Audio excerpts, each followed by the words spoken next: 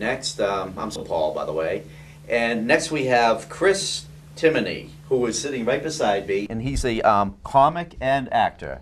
And we will now see Chris in your performance.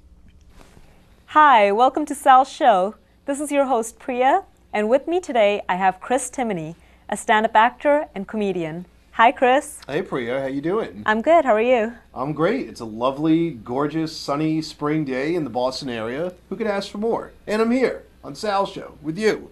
It's great to have you here. Great to be here. Looking, definitely Sal's show is great, and you guys do a great job. Thanks. And Chris, it was lovely watching your comedy today. You were just hilarious. You had me, you had Barry laughing. Well, that's good.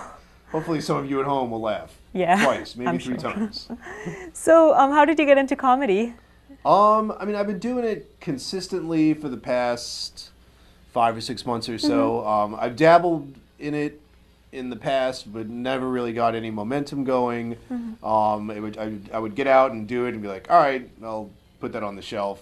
I mean, I've done acting, I've done, like radio, and I've always wanted to entertain, and I think growing up, I always wanted to be a stand-up comedian, and you know what? Sometimes when the time is right, that's when the time is right, and you go out and do it. So here I am.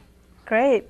So did you start out as a kid, entertaining your teachers or family members? Yeah, I mean, I was always, never been shy, not shy. So, I remember as far back, being a little kid, 5 or 6 years old, my grandparents' house in Florida, and I used to like mock or do my own version of some, I don't know what the song was, I have no idea, one of like the early Pepsi commercials. So how about in your family? You have any comedians or any actors in your family? No, I come from a family, a lot of lawyers. I think there's a brain surgeon out in Michigan, but he's like divorced, so I guess maybe he's not family anymore. I don't know.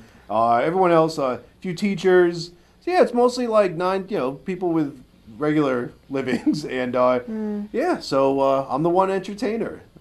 So it's me and all them. But I like it. I have fun. Some of my family have seen me. Some have not yet. So it's fun. I like doing it, and I'm glad to be the entertainment representative for my family. I used to have the closest thing we had. My grandfather's a kid. Used to play violin, and back in Italy, and then I think my uncle played an accordion briefly. Oh, cool. But he never pursued that as a career. Now, let's watch Chris in action. Hi, I'm Chris Timoney. Thanks for being here. Great to be on the Sal Show. And hopefully, in the next 20 to 30 minutes, I'll make you laugh. Like 4 times. That would be good. But, so it's great. 2010, we're here. Big year. Definitely plunging on through the 21st century. Growing up in the 80s, didn't think we'd make it. Had doubts, Those are dangerous times. A lot of nuclear war was present, even though it was after Cold War. But 80s were dangerous times. Had a lot of old, senile, powerful men with nuclear weapons. Us and the Russians. The Russians, they had like 5 or 6 guys. Their guys kept dying off. They're like the lifespan of a housefly every 6 months. Turnover. Who we had? We had Reagan, an old, senile, mediocre actor. So very tense times. So glad we're here in 2010. Years plunging along, But how long are we going to be here for? That's the big question, right? Everyone with the Mayan calendar, 2012, end of the world. Now, I'm not sure that's exactly going to happen. It might. Hopefully it doesn't. Definitely hoping it doesn't happen, because I want to see 2020. Or at least 2017. But, it could happen. And if the Mayan calendar does come true, I do have a theory of how that could happen. I think the Mayans are going to rise from the dead and come back and do something crazy to bring down the world, And it's going to be, I don't know what they're going to do, but I think it has to do something with them rising from the dead. Now, the Mayans were little people, not quite a dwarf or a gnome or midget, maybe like lawn jockey height, I mean, they didn't have the vest or the boots, just the leaf, but about lawn jockey height. So they weren't big people, so if they're going to take down billions of us and end the world, it's not just going to be a couple thousand Mayans rising from the grave. It's going to be like millions and millions and billions of Mayans, you know? It could be all over the place. It's going to be like evil Latino Wizard of Oz, you know? We represente the Chimichanga Guild, the Chimichanga Guild, the Chimichanga Guild. Ooh, it's going to be very messy. Chili con carne all over the place. Porta Johns on every block. It's going to be messy. Very messy. But I like little people. You know, I guess the Mayans, if they were around, they'd have their own TV show like a lot of the little people get. I like those shows. You know, like Little People, Big World, and there's Little Couple, and little couples adopting a baby, or little couples selling a baby, and little chocolate people making chocolate out of little pieces of chocolate. They get all their shows. I like it. Makes me feel good, you know? They're out there in society. They're working. They're clean. They're eating. They're breathing, not caged. Good. Little people, I'm pro. Love them. But one thing that I guess, you know, if you go back to the Mayan calendar thing, okay, it could happen. But I just really hope that it doesn't. The resurrection thing, I know we just had Easter, big resurrection holiday.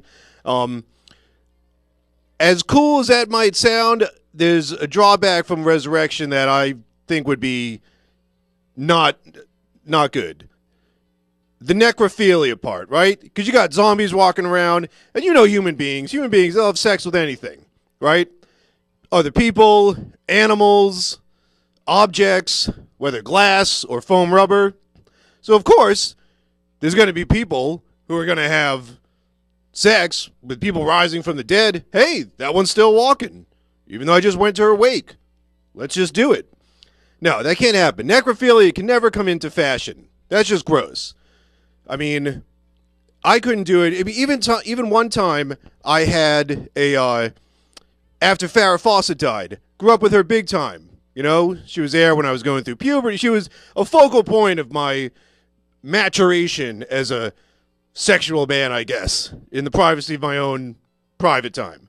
And, you know, so after she died, I said, hey, you know, try to sneak in a sexual fantasy one time for Farrah before she goes to the next world. Couldn't do it. Couldn't have the Farrah Fawcett sexual fantasy. Because the Farrah Fawcett sexual fantasy always started off with, and Farrah rises from the grave. And, you know, that's not erotic at all. Not at all. Speaking of necrophilia, no, just kidding. Actually not. So, but speaking about the possible undead, you know, Red Sox season started, so John Henry, owner of the Red Sox, they trot his bones out. He looks like he died probably around the time like 2003, maybe 2002. It's like Weekend at Bernie's at the Red Sox front office. And they gave so much, you know, guff. You know, guff's a good word for public access. Guff to the girl that he married, that like really young girl who's like a third his age or something like that. And it was like, who is she? What's he doing? You know, and then the big thing was, oh, obviously she's a gold digger. And I'm like, gold digger? How about grave robber? She's robbing the grave with him. Anyway, I hope they're happy. Here and in his afterlife. He's having a pretty good afterlife. But yeah, so hopefully all that doesn't happen. But hopefully the Red Sox have a good season. Celebrity deaths kind of bug me out. Going back to the Farrah Fawcett thing. I get depressed, especially when ones die that you've seen all your life. One I had a problem getting over was the Michael Jackson death. Had a big problem. He was huge. I remember when he first busted out, and Billie Jean, and all the videos, start of MTV. I mean, that's me. It's me growing up. So Michael died, and I was like, oh, man, from my childhood. Months later, I think I figured out a way to get over Michael Jackson's death. Not over it, deal with it. I take my Thriller video that's on VHS. Oh, I'm old. School. Take my Thriller video, VHS, throw it in my VCR, put it in the VCR, and the VCR is old school too. It's one of those old VCRs. It's got wood on the side. All you kids born after like 1992. VCRs were before CD players. Believe it or not, in the 80s, people thought whatever machine we make, car, VCR, toaster, ironing rack, put wood on the side. For some reason, machines and electronics had wood on the side. I don't understand the wood on the side thing. Like, you could get a pair of slacks, there'd be wood on the side. Like, why do I need slacks with wood on the side? I got wood on the inside. Hey, thank you. Anyhow, so anyway, I put my Michael Jackson VHS in, and I watched the Thriller video. And then later in the video, when he's like dancing, like, because with all the other zombies, I can sit back and be like, oh, well, it's good to see Michael's in the afterlife having fun with all his friends. And I hope you enjoy it. I am Scott. I'm Renee. I'm Chris Timoney. And I'm Paul.